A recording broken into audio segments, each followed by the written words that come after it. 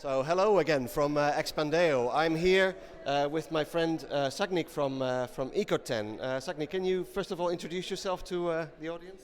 Yeah, sure.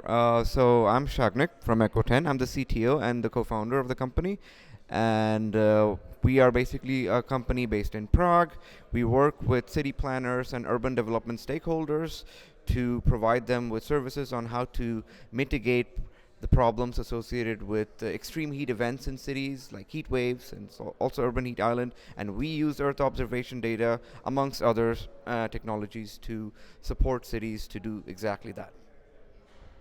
Okay, thank you very much. Now we're here at EXPANDEO in Brussels. What are you looking to gain here? Well, there are two things. One, we definitely want to re-engage with the Earth observation community. After COVID, it's been a little bit tricky with the online thing, but we're here. It's good to see a lot of the familiar faces. And also, we have a new upcoming service that we are designing to cater to a slightly different kind of a market using Earth observation. So again, trying to promote that at the same time. So we've been recently incubating the ESABIC program for developing this. So yeah, more involvement. Okay, very good. Now let's look at the company Ecoten itself. One of the things that we talk about here at the conference is how to bridge the gap between the EO world, the Earth observation world, and the users. So in your case, municipalities, cities. How does Ecoten bridge that gap?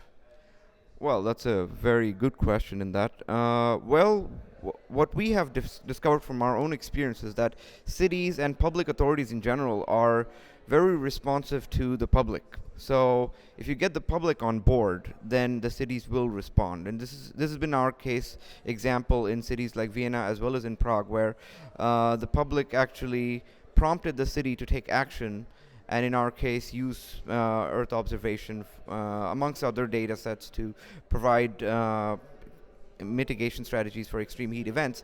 And another thing that we do is we actually produce indicators which are tailor-made for public use as well as the users of city planners and urban developers, basically in a language that they understand, keeping the Earth observation right behind that. So that has worked out quite well, and it has been a very effective communication tool and has gained a lot of traction on it. So this has been our experience on how to figure out a way to channel Earth observation data for the benefit of cities to combat climate change impacts like extreme heat events. Okay, that's really good to hear. You trigger me for one thing, and we're going to continue a little bit if that's okay with you, because I have an additional question. That is about, you mentioned the cities of Vienna and Prague, and I know Ecoten use those as sort of cities to implement your solutions. But Vienna and Prague are not unique in the fact that there's heat islands and that there are these problems in this specific case with heat. How do you now use this knowledge that you gained in those cities for other cities in the world? In other words, how can we scale this up to hundreds, thousands, tens of thousands of other cities in the world struggling with the same issues?